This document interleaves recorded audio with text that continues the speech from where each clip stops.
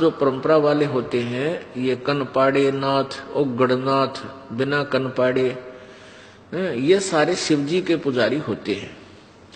और शिवजी भगवान के पास 8 सिद्धियां हैं।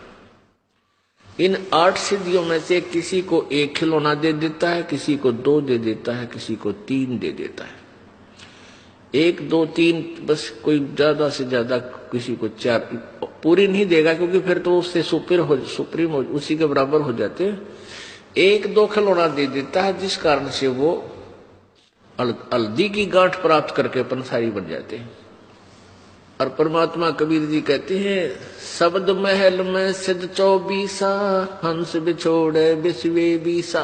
गरीबदास जी बता रहे हैं अपने कबीर परमेश्वर की महिमा, कि हमारे कबीर भगवान ने जो हमें मंत्र दिया है उसमें 24 सिद्धियां आ जाती हैं। आपको आप ऐसा सिमरन कर रहे हो, इस मंत्र से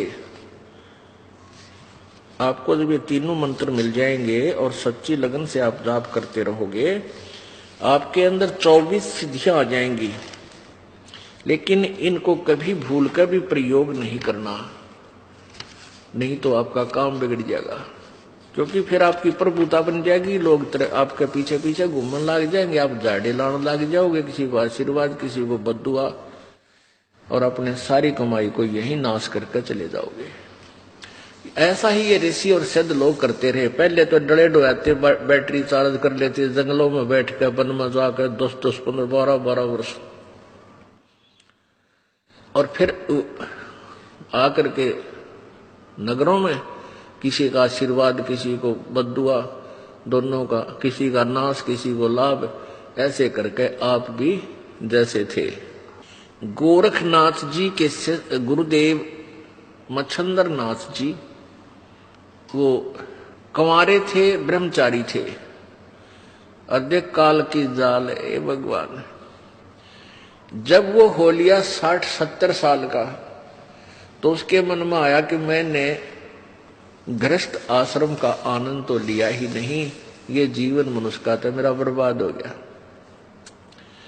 ये सोचकर सिंगल द्वीप के अंदर एक राजा था, उसका शरीर शांत हो गया, और मत्स्येंद्र नाथ जी ने एक गुफा के अंदर अपना शरीर छोड़ दिया, और वहां से वो प्राणी निकल के राजा के शरीर में प्रवेश कर गया। मत्स्येंद्र नाथ जी उस राजा के ताजा मृत शरीर में प्रवेश कर गया। राजा कुछ देर के बाद जीवित हो गया। हाहाकार मच गई थी, रानी भी रो रही थी, मंत्री भी रो रहे थे। तो जब वो जीवित हुआ तो राजा वाले लक्षण नहीं थे उसमें, उसको किसी राजकाज का प्राप्त ज्ञान नहीं था। अब कुछ वहां राजाओं के पास ऐसे विद्वान पुरुष रहते थे, ये ब्राह्मण लोग। उस ब्राह्मण ने जब देखा, बताया उन व्यक्ति संत ने, ऋषि ने, कि इसमें कोई योगी आत्मा प्रवेश कर गई है, राजा नहीं है। रानी को बता दिया। अब रानी ने तो वो शरीर चाहिए था, उसने कह दिया कि कोई भी हो, तुम कोई दिक्कत नहीं है, ये जीवित रहना चाहिए। फिर उस ऋषि ने बताया कि इस योगी ने, जो राजा के शरीर में प्रवेश है, इसने कहीं आस पास अपना शरीर छोड़ रखा है, और ये कुछ दिन के बाद इस शरीर से निकलकर उस शरीर में वापस जा सकता है। रानी ने आदेश दे दिया आसपास अपने सैनिकों को कि किसी भी गुफा या कहीं पर भी कोई शरीर मिल जाए, उसको फूंक दो, जला दो। ऐसे खोजते खोजते उस गुफा में सैनिक पहुंच गए जहां पर इस मत्स्येंद्र नाथ का शरीर था। सैनिकों ने उसको सवा कर दिया, जला दिया। अब कुछ दिन के बाद उस मत्स्येंद्र नाथ से रानी को 2 पुत्र प्राप्त हुए। एक दिन किसी दूसरे नाथ के शिष्य ने गोरखनाथ को व्यंग कस दिया कि यदि तू ऐसा चेला है सिद्धि वाला, तो तेरे गुरुजी ने निकालना ना, वो राजा के शरीर में कैद हो गया, और वो धक्के खान लाग रहा है। उसने अपना योग नाश कर लिया, भक्ति का बट्ठा बैठा लिया। तुम काहे कि शिष्य है, किसा तेरा गुरु है। तुम गोरखनाथ जी को पता चला कि वहां पहुंचे हुए हैं तेरे गुरुजी जो राजा के शरीर में प्रवेश कर चुके हैं। तो राजा के लड़के का जन्मदिन था, मतलब उस जो मच्छंदर नाथ से उत्पन्न लड़के का जन्मदिन था। और दूसरे शहर से, दूसरे नगर से एक गाने बजाने की पार्टी आ रही थी। उस दिन साज खूब अच्छा नाचना गाना कर रखा था और वो सुप्रसिद्ध पार्टी थी गाने बजाने वाली। उसको विशेष रूप से राजा ने बुलवाया था। रानी ने क्या कर रखा था कि शहर में कोई भी योगी नहीं आ जा।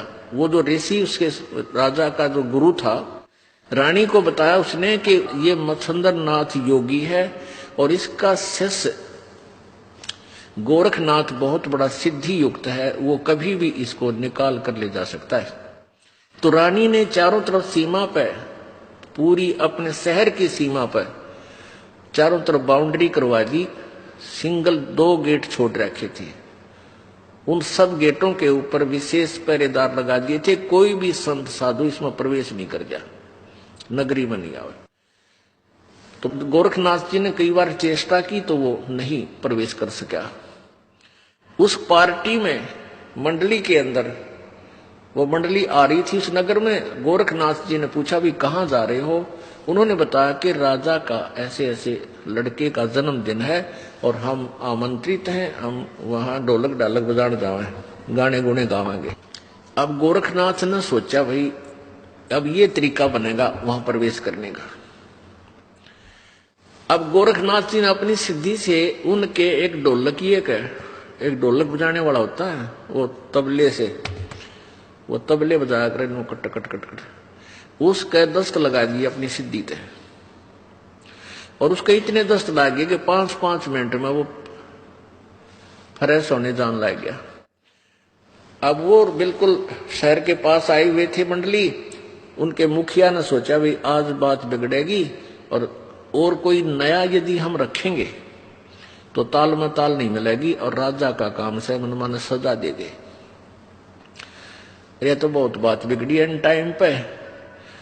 तो गोरखनाथ बोला भाई क्यों चिंतित हो तुम मंडली वाले हो?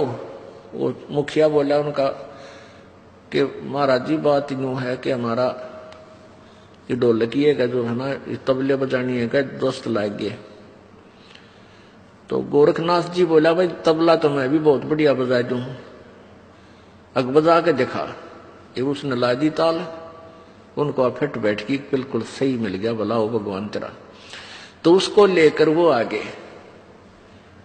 अब वहां जब वो गाना गाने लगे, मच्छंदर नाथ बैठा उस राजा के शरीर में, रानी बैठी आसन पे, दोनों बच्चे गोदी में।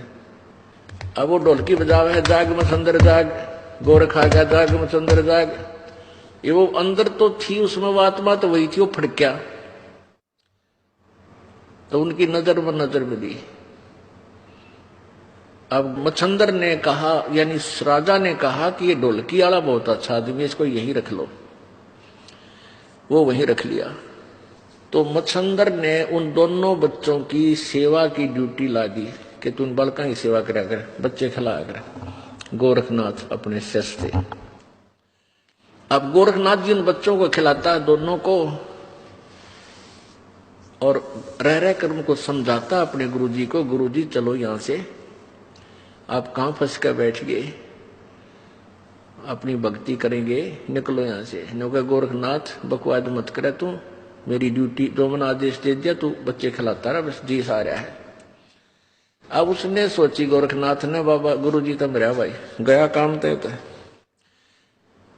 उन बच्चा के सिद्धि तन दोस्त ला दिए गोरखनाथ ने।